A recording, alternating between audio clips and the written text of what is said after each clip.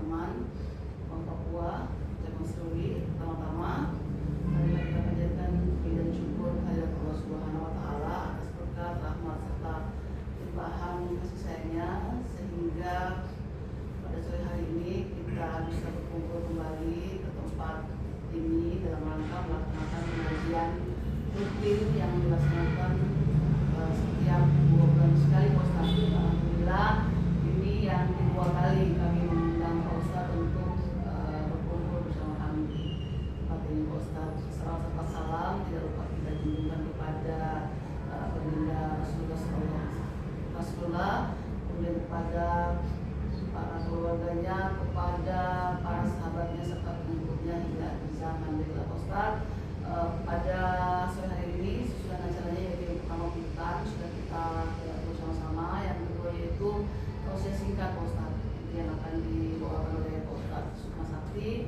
Yang berikutnya yaitu nanti tanya jawab Pak Ustadz, mungkin tanya jawab tidak sesuai dengan tema ceramah boleh Pak Ustadz ya. Kemudian kita istirahat dan yang terakhir yaitu doa penutup untuk kita Pak Ustadz. Baiklah, mempersingkat waktu, tausiah yang akan dibawakan oleh Pak Ustadz. Waktu dan tempat kami persilakan. Bismillahirrahmanirrahim. Alhamdulillahirabbil alamin. Wassalatu wassalamu ala asyrofil mursalin sayyidina wa maulana Muhammadin wa alihi wa sahbihi ajma'in. Amma ba'du. Bapak Ibu, saudara-saudara yang saya hormati, Assalamualaikum warahmatullahi wabarakatuh. Syukur kehadirat Allah Subhanahu wa Ta'ala, kita ucapkan alhamdulillah. Itulah yang Allah Subhanahu wa Ta'ala ajarkan kepada kita sebagai wujud ekspresi terima kasih kita atas nikmat Allah Subhanahu wa Ta'ala. Dan ucapan alhamdulillah ini sendiri pada hakikatnya adalah nikmat yang besar. Karena andailah Allah tidak mengajarkan kepada kita tentang apa yang kita ucapkan ketika hendak berterima kasih, maka tentu kita ini bingung sendiri. Kenapa saking banyaknya nikmat Allah ini, bagaimana caranya? Sedangkan kita punya atasan yang berbaik hati sama kita. Kalau kita mengucapkan terima kasih, kita rasanya perlu menyusun kata-kata yang indah, mungkin agak sedikit puitis untuk mengekspresikan terima kasih kita. Tapi dengan kasih sayangnya Allah Subhanahu wa Ta'ala mengatakan, itu dalam hadis qudsi dikatakan bahwa inni uqti al-katsir wa adha bil qalil. Saya ini kalau ngasih banyak, tapi kalau balasan itu sedikit saja saya sudah senang. Yaitu cukup dengan mengucapkan alhamdulillah. Kemudian untuk mewangi-wangikan majelis kita, mengharum-harumkan majelis kita ini, jangan lupa setiap kita bermajelis untuk mengikutkan salawat dan salam kepada Nabi Muhammad SAW. Nabi kita sabdakan dalam satu hadis bahwa kalau ada majelis itu maksudnya kita kumpul-kumpul ngomong-ngomong, kumpul-kumpul cerita-cerita, itu dulu majelis, meskipun hanya berdua. Nah itu Nabi sabdakan, kok ada majelis di situ tidak ada salawat kepadaku, maka majelis itu busuk, antan itu busuk, minal jibah, lebih busuk daripada bangkai, begitu juga untuk sahabat-sahabatnya, kemudian keluarganya dan seluruh umatnya. Mudah-mudahan kita juga termasuk di dalam. Tadi disebutkan tausiah singkat, jadi saya ingin mencoba sesingkat mungkin tapi sepadat mungkin. Tema kita itu kita sesuaikan dengan konteks bahwa pada hari-hari ini kita ada di dalam atau di bawah naungan bulan Rajab. Allah Subhanahu wa Ta'ala ketika berbicara tentang peredaran waktu, itu dalam Quran menyebutkan bahwa inna iddatash syuhuri indallahi 12 syahran, bahwa bilangan bulan dalam setahun itu di sisi Allah itu ada 12. Nah, di antara 12 ini Allah sebutkan 4 di antaranya itu hurum. 4 di antaranya itu adalah hurum. Hurum itu bulan haram. Haram itu maknanya itu aslinya, maknanya itu terhormat. Aslinya itu terhormat, dimuliakan. Jadi ketika kita mengatakan Masjidil Haram, itu artinya adalah masjid yang terhormat dan dimuliakan. Ketika kita mengatakan tanah haram, Makkah itu adalah tanah haram, maka maksudnya itu adalah tanah terhormat, tanah yang dimuliakan. Tapi kalau kita mengatakan bahwa miras itu haram, miras itu haram, judi itu haram, zina itu haram, nah, maknanya bukan berarti bahwa itu semua adalah terhormat, tidak. Itu juga haram, itu juga maknanya di satu sisi itu adalah terlarang. Jadi sesuatu yang terhormat, sesuatu yang mulia itu biasanya banyak larangannya. Ya, contohnya masjid. Masjid itu kan haram, mulia. Jadi di masjid itu tidak boleh orang katakanlah melakukan transaksi jual beli. Tidak boleh di masjid. Kenapa? Karena takutnya nanti bertengkar. Takutnya nanti bertengkar. Nah, jadi Allah Subhanahu wa taala sebutkan bahwa dari 12 bulan itu 4 di antaranya itu haram, terhormat, mulia. Yang pertama itu ada 3 yang berurutan, yaitu Zulqa'dah. Zulqa'dah itu bulan yang ke-11 dalam kalender Islam. Kemudian yang kedua Zulhijjah, bulan yang ke-12. Nah, setelah itu yang ketiga adalah Muharram. Muharram itu bulan yang pertama. Nah, kemudian ada satu yang menyelip, yaitu bulan yang ke-7, yaitu Rajab. Rajab itu ada di antara Jumadil Akhir, kemudian Rajab, setelah Rajab Sya'ban, kemudian masuk Ramadan. Nah, jadi Rajab ini yang hari ini kita dinaungi olehnya itu ada di antara Jumadil Ula dengan bulan Sya'ban. Nah, sedikit ingin saya sampaikan bahwa peredaran bulan ini sebenarnya pernah kacau karena orang Arab itu punya kesenangan itu berperang. Jadi perang ini bukan sesuatu yang menakutkan bagi orang-orang Arab. Itu semua pakar sejarah orientalis itu mengakui bahwa ini bangsa ini memang bangsa yang doyan berperang.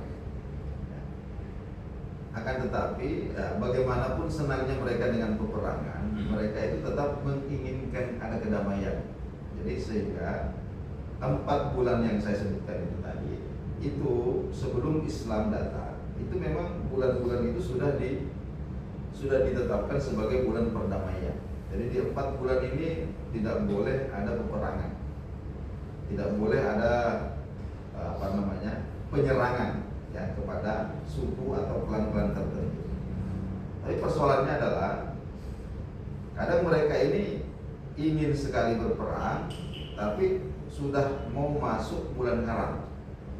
Umpama ini Jumadil Akhir, beberapa hari lagi sudah mau masuk Rajab. Ini mereka ini mau perang. Apa yang mereka lakukan? Yang mereka lakukan itu adalah menunda. Kalau begitu katanya Rajab kita tunda. Itu saking kacaunya. Jadi itu peredaran bulan itu pernah kacau balau itu. Nah, sampailah kemudian Nabi Shallallahu Alaihi Wasallam memulihkan itu. Jadi dipulihkannya peredaran bulan yang sudah morat marit ini sampai pada tahun terakhir kenabian beliau. Nah, ketika beliau Shallallahu Alaihi Wasallam menunaikan ibadah haji wada. Nah, di antara khutbahnya itu beliau mengatakan bahwa inna zaman qad yaduru ka yauma khalaqallahu as-samawati wal ardh. Bahwa sesungguhnya peredaran bulan ini sudah kembali pada rotasi semula. Jadi sudah normal lagi. Ya, sebagaimana peredarannya ketika Allah Subhanahu wa taala menciptakan langit dan bumi. Nah, itu sedikit tentang sejarah Rajab. Kemudian di bulan Rajab ini, bapak-bapak, ibu, saudara-saudara sekalian, ini bulan haram itu. Dikatakan haram itu, kenapa?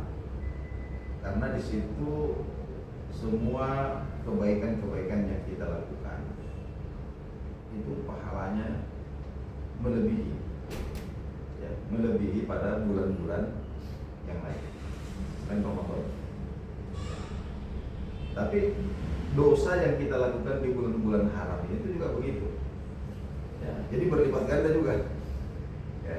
Jadi makanya di ayat yang saya bacakan tadi, inna iddatash syuhuri indallahi 12 syahra, itu Allah mengingatkan di ujung ayat itu, Allah mengatakan pada tazlimu anfusakum, maka janganlah kalian itu menzolimi dirimu sendiri pada bulan-bulan itu. Apa yang dimaksud dengan menzolimi diri sendiri? Ada dua.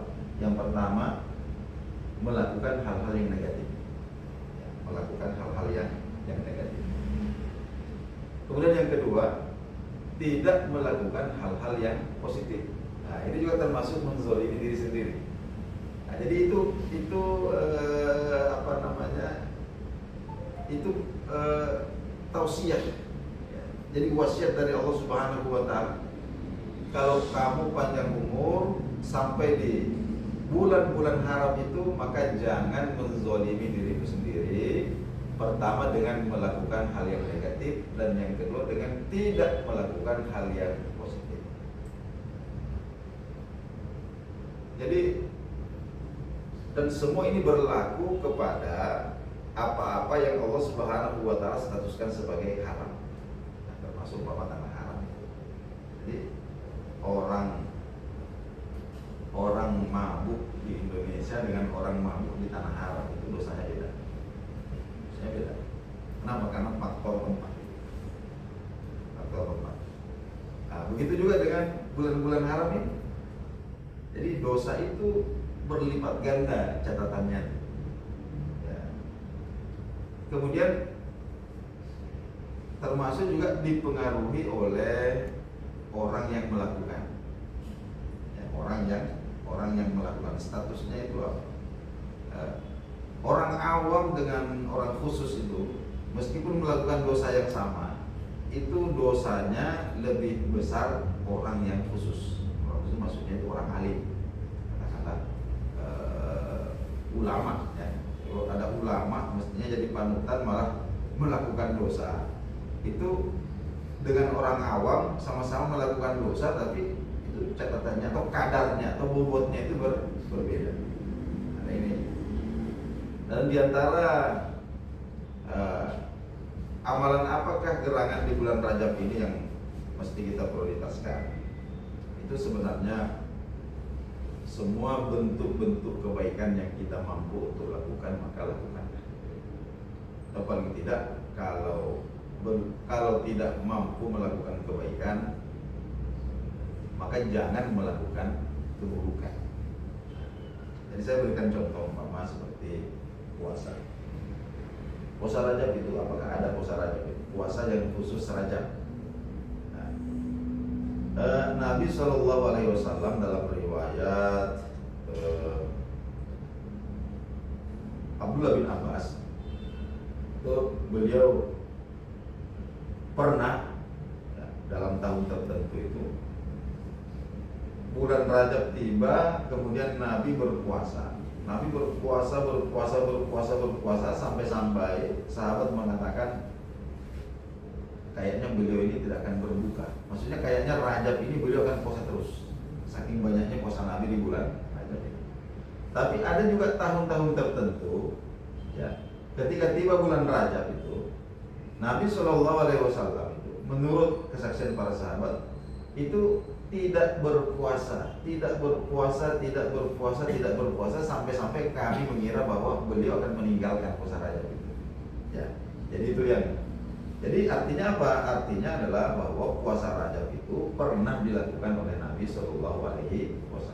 Meskipun tidak kita pungkiri bahwa terkait dengan puasa Rajab atau bahkan secara umum amalan-amalan pada bulan Rajab ini banyak yang bersumber pada hadis yang tidak otentik, paling tidak lemah statusnya atau bahkan ada yang palsu. Ya, saya berikan contoh umpama hadis yang mengatakan bahwa siapa yang berpuasa pada hari pertama, hari kedua, hari ketiga, kemudian hari ke-7, kemudian hari ke-10 akan dapat pahala-pahala begini. Nah, itu semua termasuk hadis yang tidak otentik. Tapi bahwa puasa bulan Rajab itu ada. Ya, ada. Karena Nabi pernah melakukan. Jadi Nabi itu kalau sudah pernah melakukan satu kali, maka statusnya itu adalah sunnah. Meskipun selanjutnya beliau tidak melakukan. Karena itu sama saja dengan puasa Senin Kamis. Senin Kamis itu Nabi pernah lakukan, pernah juga tidak. Bukan berarti kemudian ketika Nabi tidak melakukannya kemudian tidak sunnah lagi, tidak. Yang penting sudah pernah dilakukan satu kali, maka itu statusnya sunnah. Kok hanya beberapa kali dilakukan, kenapa tidak dilakukan terus menerus? Nah, itu hikmahnya adalah untuk menghilangkan kesan bahwa itu adalah wajib, ya, seperti itu. Nah, kemudian terakhir barangkali pada kesempatan ini, di antara amalan-amalan yang sangat baik untuk kita lakukan pada bulan Rajab ini adalah menyenangkan hati orang tua kita, baik yang masih hidup maupun yang sudah meninggal. Tentu kalau hidup ini kita tahulah bagaimana cara kita menyenangkan, ya. Tapi yang meninggal ini bagaimana? Kalau orang tua kita ini sudah meninggal, maka cara untuk menyenangkan, ya, karena kita jangan sampai dengan keluarga, apalagi dengan orang tua yang sudah meninggal itu, jangan sampai seakan-akan kita itu sudah tidak ada lagi hubungan, sudah tidak ada lagi interaksi. Karena orang yang meninggal itu, mati itu bukan kepunahan mutlak, ya, itu hanya perubahan suasana. Jadi orang yang meninggal di dunia ini kemudian dikuburkan jasadnya, itu kan ruh. Nah, ruh itu sama dengan jiwa. Dikatakan jiwa ketika masih menyatu dengan jasad, namanya jiwa. Tapi kalau sudah berpisah namanya ruh. Itu ruhnya itu hidup. Ya, hanya saja bagaimana bentuk kehidupannya itu sudah tentu tidak sama dengan kehidupan kita di dunia ini. Ya, tidak sama lagi. Tapi hidup dan kemudian mengetahui keadaan kita. Oleh karena itu Nabi SAW itu untuk menyenangkan istrinya Sayyidah Khadijah, itu beliau biasa silaturahim atau memberikan hadiah kepada sahabat-sahabat istrinya ini, ya, semasa hidupnya. Nah, jadi siapa-siapa yang biasa dikunjungi oleh Khadijah semasa hidupnya, itu setelah wafatnya itu biasa Nabi juga kunjungi. Siapa-siapa yang biasa dikirimi hadiah oleh Khadijah semasa hidupnya, itu juga setelah wafatnya itu Nabi juga biasa kirimi hadiah. Itu untuk menyenangkan. Nah, jadi sekali lagi, kemudian yang kedua, tentu saja doa. Nah, tentu saja doanya yang agak panjang-panjang lah. Ya, jadi ya jangan sekedar Rabbi ghfirli wa li walidayya, tapi agak redaksinya agak ditambah, ya, sesuai dengan apa namanya. Jadi ada permohonan tertentu kepada Allah Subhanahu wa taala terkait dengan orang tua kita ini. Kalau umpama ada orang yang ketika orang tuanya itu hidup, dia melihat bahwa orang tuanya ini katakanlah tidak konsisten sholatnya, kadang sholat, kadang tidak. Ini perlu kita masukkan dalam redaksi doa ini. Ya Allah, saya punya bapak dulu itu semasa hidupnya ini sholatnya boro-boro. Ya, ini yang kita mintakan kepada Allah supaya diringankan. Ya, dan seterusnya. Hal-hal yang detail seperti itu secara spesifik ini yang perlu kita katakanlah hadirkan di dalam ruang doa kita untuk orang-orang tua kita yang sudah meninggal. Nah, jadi Bapak Ibu, saudara-saudara sekalian, jadi marilah momentum bulan Rajab ini betul-betul kita manfaatkan untuk menjadi hamba yang lebih baik di dalam pandangan Allah Subhanahu wa Ta'ala, terutama terkait dengan kewajiban kita kepada Allah Subhanahu wa Ta'ala. Mari kita tunaikan dengan sebaik-baiknya. Kita laksanakan yang terkait dengan sisi zahirnya, umpama sholat fardu itu terkait dengan ketepatan waktu. Umpama kalau kita bisa di awal waktu, kita usahakan di awal waktu. Kemudian jangan ditunda-tunda. Kemudian kita perhatikan zahirnya. Zahir itu terkait dengan rukun dan syarat, mulai dari wudunya sampai kemudian sholatnya, lalu kemudian terakhir itu dari segi khusyuknya. Jadi fokusnya ini. Nah, ini sisi batin daripada ibadah. Nah, jadi baik, itu mungkin tausiah singkat yang sempat saya sampaikan. Selanjutnya kalau ada nanti yang barangkali ingin didiskusikan, saya persilahkan. Saat ini. Mungkin dari saya dulu Pak Ustadz, saya punya pertanyaan. Kebetulan beberapa minggu ini nih di media sosial banyak sekali yang bilang tanggal 25 Desember itu nanti tetapkan sebagai hari malam sedunia. Kebetulan astagfirullahaladzim, teman saya sudah waktu 1 minggu lalu tanya ke saya, itu maksudnya apa kalian bilang tanggal 25 Desember hari malam sedunia? Saya buka-buka di TikTok, ternyata memang ada beberapa segelintir orang yang bilang itu tanggal 25 Desember itu adalah hari mu'alaf, Pak Ustadz. Itu bagaimana nanti menurut Pak Ustadz? Kalau ada yang tanya sedikit lagi teman-teman saya itu bagaimana menanggapi itu? Mu'alaf, saya baru dengar juga. Saya juga kaget dari saya. Iya. Saya memang tidak punya TikTok, tidak punya Facebook, tidak punya Instagram, jadi agak aman saya dari informasi begitu. Nah, saya kira itu sangat provokatif ya. Kalau itu begini, 25 Desember itu kan oleh saudara-saudara kita yang Kristen ini diyakini sebagai hari lahirnya Yesus, kan begitu. Namanya sejarah itu kan dari tutur lisan ya. Sifatnya itu dugaan ya. Jadi dugaan boleh jadi ya, ada kemungkinan ya lahir di situ, ada kemungkinan tidak di situ. Tapi apapun itu, saya ingin mengatakan bahwa dalam Al-Quran itu Nabi Isa alaihissalam itu katakanlah mengucapkan selamat untuk hari kelahirannya. Coba kita buka selamatnya.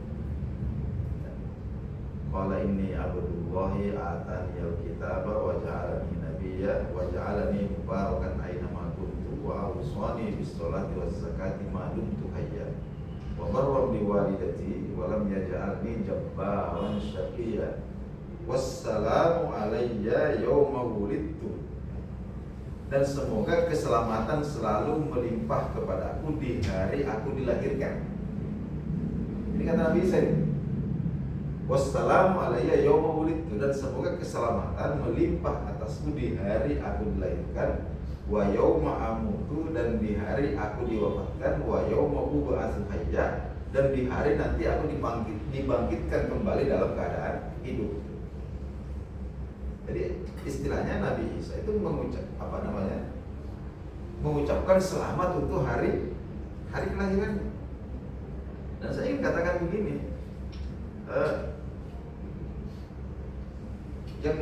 yang orang Kristen sebut sebagai Yesus dan yang kita sebut sebagai Isa itu individu yang sama. Dan tidak sah iman kita, umat Muslim ini, orang Islam ini, kalau tidak mengimani Nabi Isa. tidak sah iman kita. Kita tidak Islam kalau tidak beriman kepada Nabi Isa. Hanya saja ini individu yang sama, hanya saja kita menempatkan itu pada posisi yang berbeda. Nah, kalau saudara kita yang Kristen itu menyematkan ketuhanan pada Isa, jadi menstatuskan Isa itu sebagai Tuhan. Sedangkan kita itu hanya menstatuskan Isa itu sebagai nabi dan rasul yang diberikan mukjizat. Itu saja sebenarnya.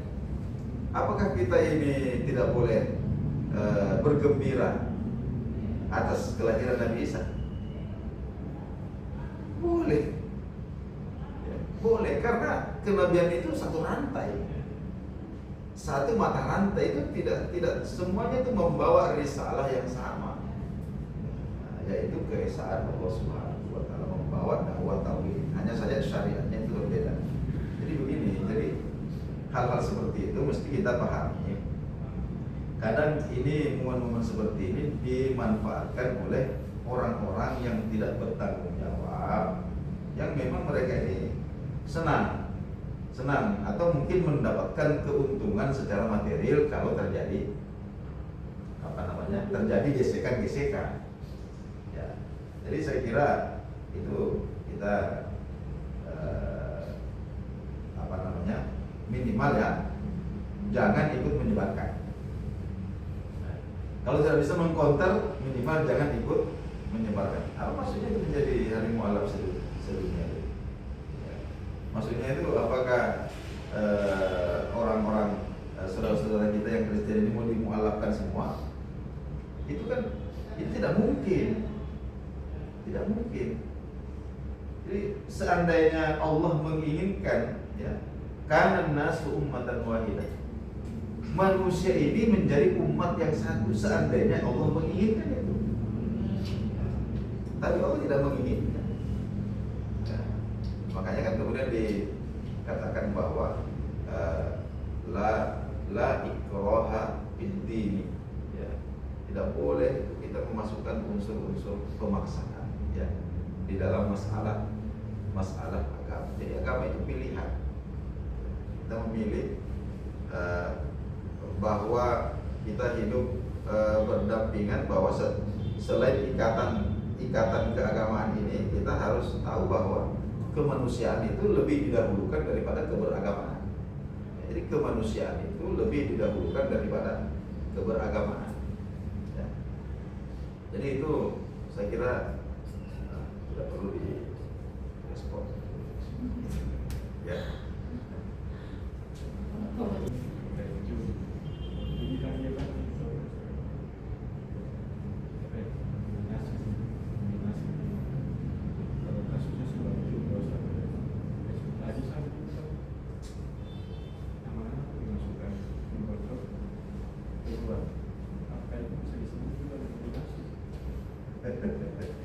Begini, nominasi itu maksudnya tidak seperti itu.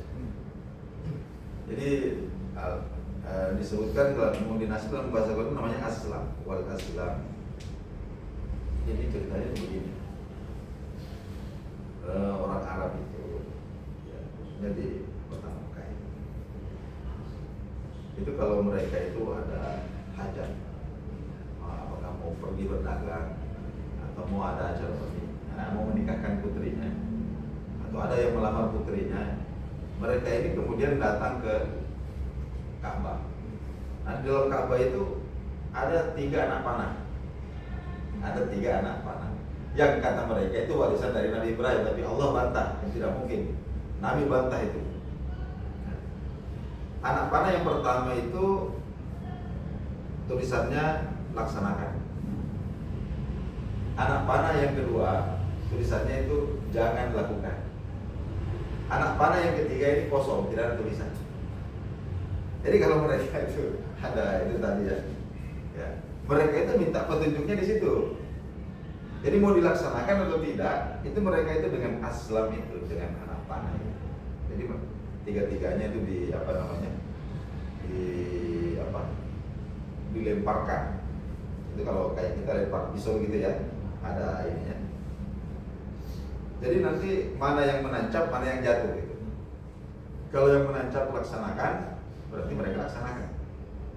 Kalau yang menancap itu jangan, berarti tidak jadi. Kalau yang menancap itu kosong, mereka lakukan lagi sampai ada iya atau tidak. Itu namanya aslam. Itu namanya mengundi nasib. Kalau mungkin prakteknya sekarang ini, kita ini kan kadang terhenti dari satu keinginan disebabkan karena ada pertanda-pertanda. Orang gitu kan. Kalau kita mau keluar rumah ini, tiba-tiba ada ular melintas depan, wah tidak jadi, ini alamat buruk gitu. Atau pada angka-angka tertentu, katakanlah angka 13 ya, disebut sebagai angka siap, itu termasuk mengundi nasib yang begitu.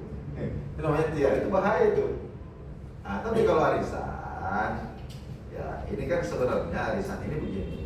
Arisan itu masalahnya itu bukan di undi namanya itu bukan di situ. Masalahnya arisan ini adalah utang. Jadi ada sebagian ulama kita itu yang tidak memperbolehkan arisan. Kenapa tidak diperbolehkan? Karena itu, bahwa saya 10 orang, arisan 500. Putaran pertama itu nama saya naik. Saya dapat berapa? 5 juta. Berarti kan saya itu berutang 4.500.000 kepada yang lain. Ya. Kemudian kalau saya lari atau saya meninggal, bagaimana? Nah, itu persoalannya di situ. Jadi kalau dalam Islam itu maksudnya dalam kategori muamalah. Muamalah itu goror istilahnya. Jadi unsur spekulasinya itu sangat tinggi. Jadi kemungkinan untuk merugikan satu pihak, ya, itu besar sekali. Makanya sebagian besar ulama kita tidak memperbolehkan itu sebenarnya arisan itu. Nah, kalaupun ada yang membolehkan itu dengan catatan boleh, oke boleh.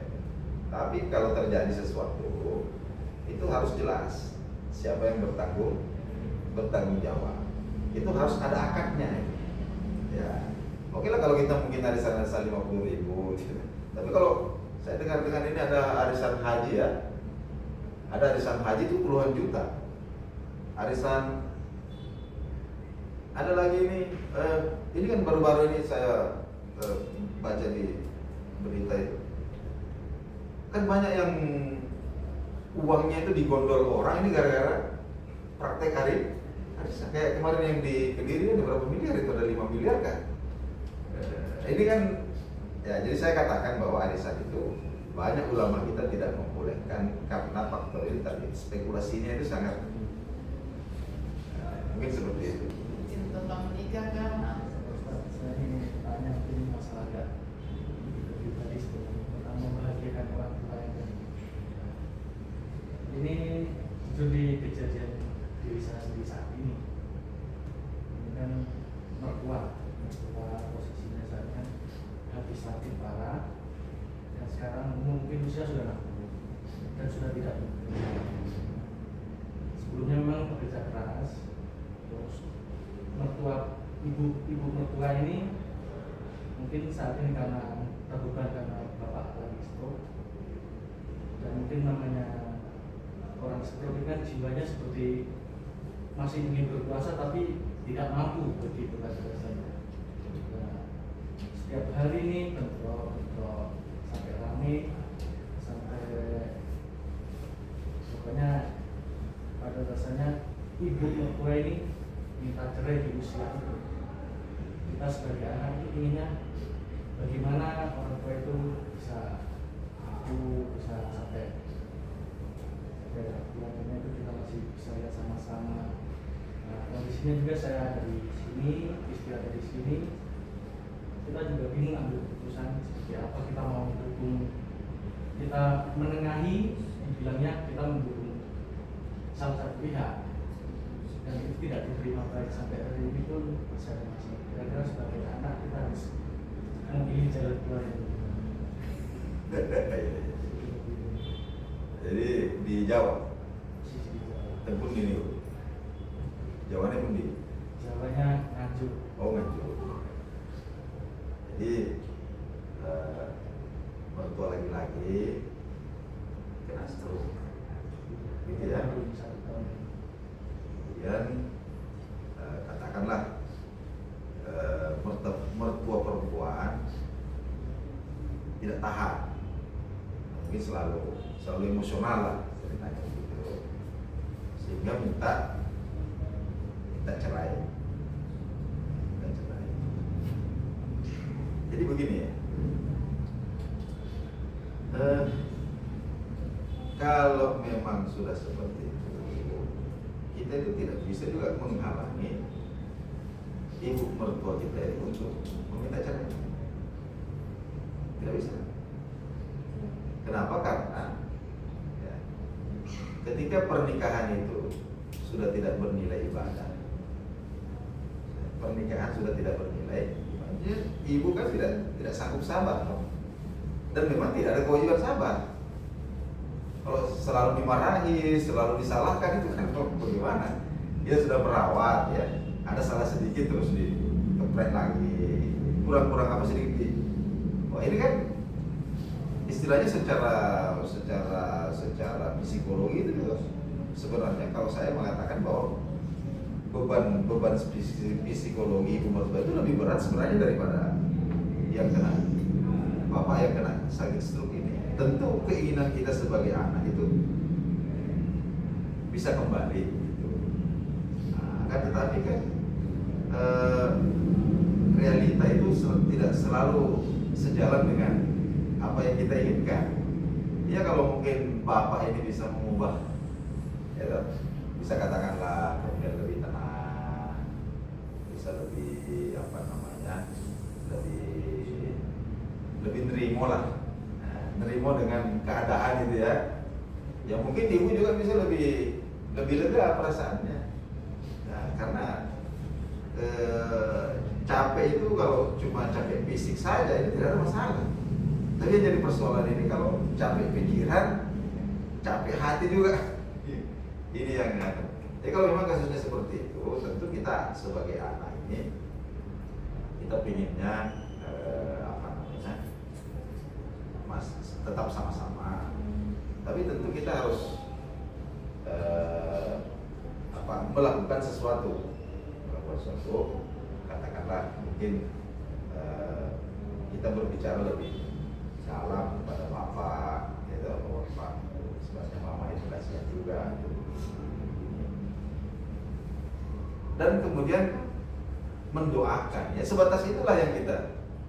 Adapun kemudian kalau seumpama ibu ini ya, tetap berkeras semuanya, bagaimana lagi? Jadi artinya memang itu kita punya kehidupan sendiri, orang tua kita punya kehidupan sendiri. Sama saja kasusnya itu beberapa hari yang lalu itu ada keluarga besar itu, anak-anaknya kan sudah besar, itu bapaknya itu karena istrinya sudah meninggal, mau menikah lagi. Anak-anaknya ini tidak ada yang setuju. Saya bilang kalian itu tidak boleh begitu, tidak boleh anak-anak itu melarang bapaknya untuk menikah lagi. Apa haknya? Karena bapak ini punya kehidupannya sendiri. Faktanya bapaknya tinggal di sana, anaknya tidak ada yang menemani di sana, tidak ada. Semuanya sibuk dengan urusannya masing-masing. Berarti bapaknya ini mengatakan, saya ini kalau lama-lama ini mati saya kalau gitu. Yang namanya biasa diurusi, biasa tiba-tiba tidak ada kawan bicara, tidak ada. Ya, akhirnya dia mau menikah, tapi anaknya tidak setuju. Saya bilang sudah tidak boleh. Dosa besar kalian kalau sampai marah kalian gara-gara bapakmu. Betul itu bapakmu, tapi bapakmu itu laki-laki. Jadi dari sisi itu sama dengan ini tadi suami istri ini, oke. Dari segi bahwa ini istrinya, tapi ya, daya tahan sebagai manusia itu ada batasnya. Itu yang harus kita mengerti juga. Mungkin seperti itu kalau saya. Jadi ya sampaikanlah dengan bijak, kemudian jangan berhenti berdoa. Nah, selanjutnya apapun hasilnya itu kita serahkan kepada kepada Allah Subhanahu wa Ta'ala. Mungkin sedikit itu. Saya punya pertanyaan, Ustaz. Hitungan zakatnya emas itu bagaimana, Ustaz ya? Saya pernah dengar 80 gram itu sudah harus dikeluarkan. Itu seperti yang gimana, Ustaz? Apa 80 gram dikeluarkan? Apakah 80 gram dikali lipatnya gitu, Ustaz, dikeluarkan atau seperti apa ya, Ustaz? Karena apa ya, Ustaz? Kalau seandainya dikali-kali begitu agak bingung juga hitungannya itu, Ustaz. Itu seperti apa zakat kalau emas? Emas ini hanya untuk perhiasan atau sebagai aset atau sebagai apa? Emas, kebetulan kami punya, saya sama suami kebetulan punya tabungan emas, Ustaz. Kalau anak-anak punya tabungan emas juga. Sudah berapa gram? Kalau dikumpul itu lumayan, Ustaz. Saya punya sudah sekitar, kalau dirupiahkan itu sudah sekitar 150-an ada, Ustaz. Anak-anak punya 200-an ada, Ustaz. Kalau suami punya sendiri sekitar 100-an lebih ada, Ustaz. Itu kalau mana nanti zakatnya kalau dikeluarkan, Ustaz? Kalau nilainya kan kita tidak ada ya. Mungkin kalau emas itu harganya 50 juta per gram kan berapa gram? Saya punya sekitar 65-an, Ustaz. 65 itu belum. Suami punya sekitar 45, anak-anaknya sekitar 85-an, Ustaz. Itu gimana? Itu yang apa? Yang wajib zakat itu punya anak-anak saja. 80-an itu, Ustaz. 85. 85. Ya. Itu zakatnya itu pun begini. Itu sudah kepemilikan sudah sempurna 1 tahun belum? Dalam jumlah seperti itu. Sempurna, Ustaz. Oh ya, berarti sudah. Harus zakatnya keluar. Zakatnya itu 2,5%. Berarti nggak perlu digabungin semua berhitungnya, Ustaz. Oh, yang punya kan beda-beda. Iya. Jadi kalau ibu punya 60-an belum masuk itu. Belum masuk. 40 apalagi. Itu antara 85, ada yang mengatakan 90. Jadi kalau 85 itu sudah masuk. Ya. Itu harus dalam kepemilikan yang sempurna selama 1 tahun. Jadi nanti ini anak-anak ini karena atas namanya, nanti yang mengeluarkan zakatnya itu kan walinya. Kita juga yang ini. Berarti kalau 85 gram, 1 gram sekarang berapa? 2,5 juta, Ustaz. 2,5 juta. Itu harga beli atau harga jual? Itu harga beli. Harga beli. Kalau harga jual 2,4. Kalau harga beli ya, kita pakai harga jual. Kita pakai harga jual. 2,4. Itu berapa kira-kira itu? Berapa totalnya itu kira-kira? Total semuanya? Totalnya ini kalau 85 gram harga 2,4 itu berapa kira-kira jutanya? 100, ya, sekitar 180-an. 180 ya. Nah itu 2,5%-nya. 2,5%. Berarti hitungannya itu 85 gram itu dihitung emas. Mungkin kan ada juga yang emas itu perhiasan kita, Ustaz, itu ada yang kadarnya kecil, ada yang 10, kadar 10, kadar 18, kadar murni ya. Nanti kita ambil saja yang pertengahan kalau seperti itu. Kalau campur ya, kita ambil pertengahan. Berarti nggak perlu dikumpulkan jadi satu dihitung sama Tidak, yang punya lain. masing-masingnya. Ya, kalau sudah tidak ada, kita tutup saja ya. Baik, Ustaz, mungkin di lain kesempatan kita tunggu dulu pertanyaan-pertanyaan yang lain. Lalu kita bertanya kembali kepada Ustaz. Namun untuk kali ini kita cukupkan sampai di sini, Ustaz. Untuk kegiatan yang berikutnya yaitu doa penutup kepada Ustaz. Kami persilakan.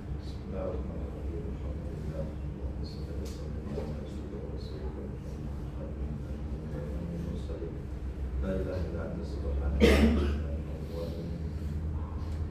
اللهم يا الله يا كريم ظلمنا أنفسنا وإن لم تغفر لنا وترحمنا لنكونن من الخاسرين اللهم اجعل جمعنا هذا جمعا مرحوما واجعل تفرقنا بعد هذا تفرقا معصوما اللهم أرنا الحق حقا وارزقنا اتباعه وأرنا الباطل باطلا وارزقنا اجتنابه اللهم أعنا على ذكرك وشكرك وحسن عبادتك واغفر لنا ذنوبنا ولوالدينا وللمؤمنين اللهم اجعلنا من مقيم الصلاة ومن ذريتنا وآتنا في الدنيا حسنة وفي الآخرة حسنة وقنا عذاب النار وصل اللهم على حبيبنا ومولانا محمد وآخر دعوانا الحمد لله رب العالمين آمين يا رب العالمين.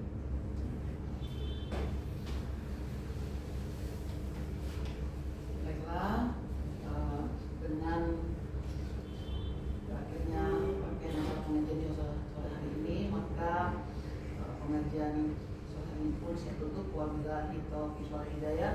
Wassalamualaikum warahmatullahi wabarakatuh.